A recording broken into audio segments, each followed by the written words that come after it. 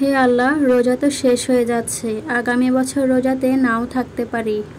হে আল্লাহ, এই রমজান মাসের উসিলায় আপনি আমাদের মাফ করে দিন, আর পৃথিবীর সকল বাবা মা, ভাই বোন এবং স্বামী সন্তানদের নেক হায়াত বাড়িয়ে দিন, আমিন। যে ব্যক্তি রোজা রাখা অবস্থায় মারা যাবে তার জন্য কিয়ামত পর্যন্ত সওয়াব লেখা হবে, আলহামদুলিল্লাহ। সবচেয়ে উত্তম গিফট হলো দোয়া, আর এই রমাদানে প্রিয়জনদের বেশি বেশি দোয়া গিফট করুন। নিঃসন্দেহে রমজান মানুষের জীবনকে গুছিয়ে নেওয়ার আরও একটি সুযোগ, আলহামদুলিল্লাহ। আল্লাহ তো নিজেই বলেছে, ধৈর্য ধারণ করো, তোমার ভবিষ্যৎ অতীত থেকে আরও বেশি সুন্দর হবে। হ্যালো সবাইকে, আসসালামু আলাইকুম। কেমন আছেন সবাই? আই হোপ আল্লাহ তাআলার অশেষ রহমতে সবাই অনেক ভালো আছেন, আলহামদুলিল্লাহ। আমরাও আপনাদের দোয়াই ও ভালোবাসায় এই তো আলহামদুলিল্লাহ ভালো আছি। নতুন দিনে নতুন একটি ভিডিও নিয়ে আপনাদের মাঝে হাজির হয়ে গেলাম। চলে আসলাম ইফতার তৈরি করার জন্য। দুপুরে রান্নাবান্না শেষ করে এই তো চলে আসলাম ইফতার তৈরি করব। আজকে ইফতারে কি বানালাম সেটাই আপনাদের সাথে শেয়ার করব।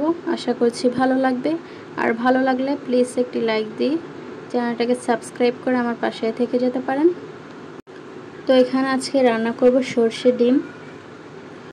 সরষে ডিম রান্না করার জন্য এখানে আমি সব মশলা দিয়ে দিলাম, একে একে দিয়ে দিলাম পেঁয়াজ কুচি।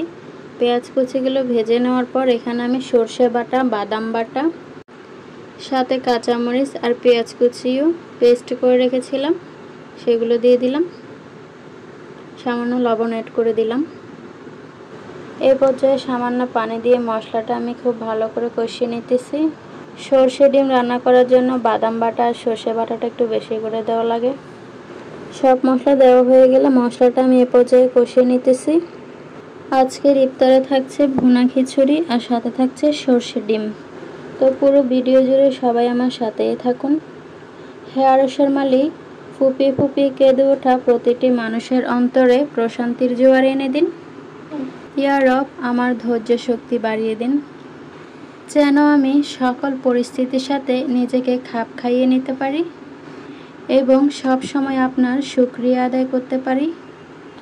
হে আমার রব, আপনি আমাকে যতটুকু ভালোবাসেন আমি হয়তো ততটুকু আপনাকে ভালোবাসতে পারবো না, তবে যতটুকু ভালোবাসি তার বিনিময়ে না হয় আপনি আমাকে ক্ষমা করে দিয়েন। আমি তো অতি সাধারণ আপনার ভালোবাসার কাছে, আপনার ক্ষমার কাছে, আপনার দয়ার কাছে আমাকে একটু দয়া করুন। আমি জান্নাত চাই না, আমি আপনার নৈকট্য চাই। আমি আপনাকে চাই, আমি আপনাকে এমনভাবে ভালোবাসতে চাই যেভাবে ভালোবাসলে আপনি আমার উপর সন্তুষ্ট হয়ে যাবেন। আমি জানি আপনার রহমত ছাড়া আপনাকে পরিপূর্ণ ভালোবাসা সম্ভব নয়, তাই আমার উপর বর্ষণ করুন আপনার রহমতের বারিধারা। মহান আল্লাহ দিয়েও পরীক্ষা করেন, আবার নিয়েও পরীক্ষা করেন। আল্লাহ যেটা দেন সেটা নিয়ামত, আর যেটা দেন না সেটা হিকমত। যেটা দিয়ে আবার নিয়ে নেয় সেটা ধৈর্য, ধৈর্যের পরে যেটা দেয় সেটা কুদরত। সমস্ত কিছুর জন্য আলহামদুলিল্লাহ। বিপদের সময় যে মানুষ কাছে থাকে সে হচ্ছে সবচেয়ে কাছের মানুষ। কে কার কতটা আপন, কে কার কতটা পর সেটা মুখের কথা নয়, শুধুমাত্র জীবনে খারাপ সময় আসলেই বোঝা যায়। আমি আল্লাহকে বলেছিলাম, এই দুনিয়া দেখে আমি ক্লান্ত হয়ে গেছি, আমি এখানে থাকতে ঘৃণা করি। আল্লাহ তাআলা বললেন, কে তোমাকে দুনিয়াকে ভালোবাসতে বলেছে? তুমি শুধু আমাকে ভালোবাসো, আমি তোমার জীবনটাকে সুন্দর করে দেব। আপনি যখন নিজের ঘরে নীরবে কান্না করেন, আল্লাহ তাআলা তখন ফেরেশতাগণদের উদ্দেশ্যে বলেন, কোন জিনিস আমার বান্দাবান্দীদের চোখে পানি নিয়ে আসলো? ফেরেশতাগণ বলে, আপনার বান্দাবান্দির সুখ নেই, অনেক দিন আপনার বান্দাবান্দি হাসেনি। এই বলে ফেরেশতাগণ কান্না করতে থাকে আর আল্লাহকে বলেন, হে আল্লাহ, আপনি তো জানেন আপনার বান্দাবান্দির কি হয়েছে, অতএব আপনি তার জন্য সব কিছু সহজ করে দিন।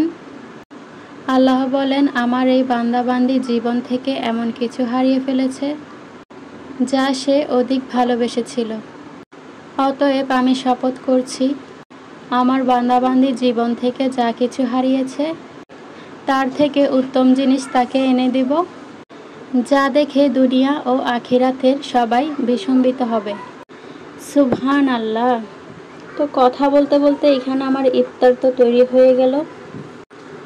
এখানে আমার সরষে ডিমও রান্না করা হয়ে গেছে, ভুনা খিচুড়ি হয়ে গেছে।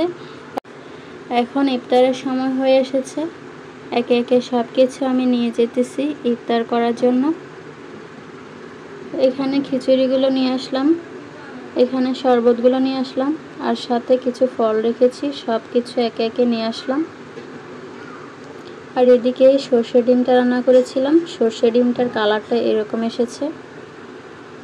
তো এখানে সরষে ডিমটাও নিয়ে আসলাম, আর সাথে ছিল সালাদও নিয়ে আসলাম।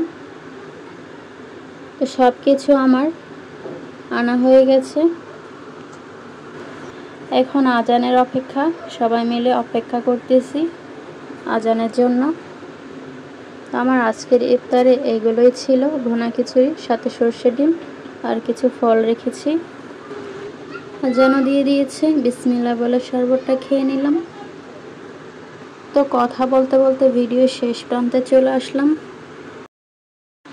আজকের ভিডিওটা এই পর্যন্ত। ভিডিওতে কোনো ভুল ত্রুটি থাকলে সবাই ক্ষমা দৃষ্টিতে দেখবেন। আর ভিডিওটা কেমন লাগছে সবাই কমেন্ট করে অবশ্যই জানাবেন। ভালো লাগলে একটি লাইক অবশ্যই দিবেন। তো সবাই ভালো থাকবেন, সুস্থ থাকবেন, সবাই সবার জন্য মন থেকে দোয়া করবেন। আল্লাহ হাফেজ সবাইকে।